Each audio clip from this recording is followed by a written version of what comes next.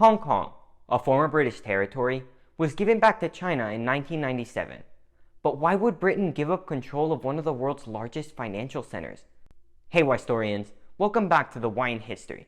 I'm your host, Alexander. To understand why Hong Kong was even British, we need to back up a bit. Historically, Hong Kong had always been a part of China, but it served as a trading post for Europeans looking to buy Chinese goods. There was just one problem. The Chinese didn't really need anything from Europe, so the Europeans were forced to buy everything with precious metals, mainly silver. After doing this for a while, many countries' silver reserves were running out. To solve this problem, the United Kingdom began selling opium, which they were able to produce cheaply in British India, to China. This worked, but it had a side effect. Everyone in China was now addicted to the drug, which meant Britain now held all the cards. China, now desperate, decided to destroy the British opium in the country and close themselves to trade. Britain, not wanting to miss out on the insanely profitable Chinese market, attacked China in retaliation. In the First Opium War, fought from 1839 to 1842, the British easily beat China, and in the peace settlement, a few things changed.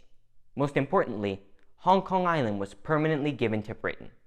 However, by the late 1850s, the UK wanted more, and together with France, they started the Second Opium War.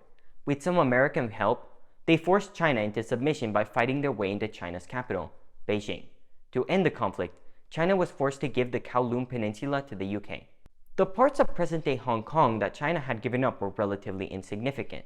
So when did the rest of it come under British rule? Well, in 1898, the British negotiated a lease with China for the rest of modern-day Hong Kong, now known as the New Territories. However, the lease would end after 99 years, but the British thought that was, and I quote, as good as forever. Obviously, 99 years isn't forever, but for now, it would do. Time went by and Hong Kong remained in British hands, and China never challenged them. However, somebody else would, Japan. Before the attack on Pearl Harbor, Japan had been very cautious not to provoke the British, but now that they were going to bring the US into World War II, they didn't care anymore. On December 8, 1941, at around the same time Pearl Harbor was attacked, Japanese troops entered Hong Kong, and within 2 weeks, the unprepared British abandoned their colony. For almost 4 years, the residents of Hong Kong were oppressed by the Japanese, but once Japan surrendered in 1945, things were looking up. Many of China's smartest fled the Chinese Civil War, which restarted right after World War II ended, and moved into Hong Kong, causing the economy to boom into one of Asia's largest. But in 1984, Britain and China announced Hong Kong would be returned to China in 1997, and in exchange, China agreed to allow Hong Kong to maintain its capitalist economy and democratic government for 50 years.